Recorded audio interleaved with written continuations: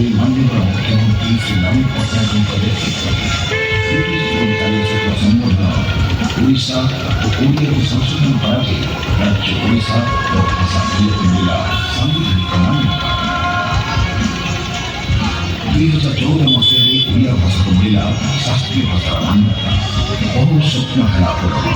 आधुनिक ओडिशा निर्माता उत्कल गौरव मधुसूदन दास, उत्कल गोविंद दास, महाराज कृष्णचंद्र प्रजापति, फकीर सेनापति, सभापति गंगाधर मेघे, श्री रामचंद्र पंडित, पंडित नीलकंठ दास,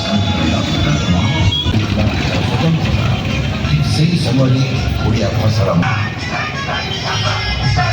स्थापना है।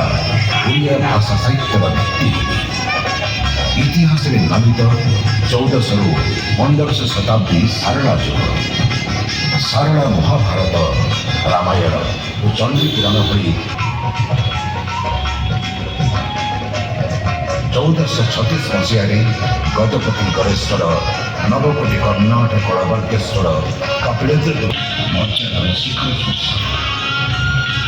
बलराम दासଙ୍କ जगन्नाथ रामायण एवं जगन्नाथ दासଙ୍କ भागवत ओडिशार पूरा पल्ली भागवत टुंगी अद्भुत और पूजिता है।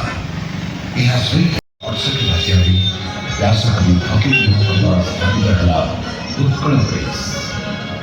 भाषा को मिला आधुनिकता नूतनता करती ओडिशा विशिष्ट गणतंत्र मधुसूदन दास, व्यासकवि फकीरमोहन सेनापति, संत कवि भीमभोई, श्री गोविशंकर राय, कविवर राधानाथ राय, डॉक्टर मधुसूदन राव, श्री विश्वनाथ खड़, गंगाधर मेघे, पंडित नीलकंठ दास।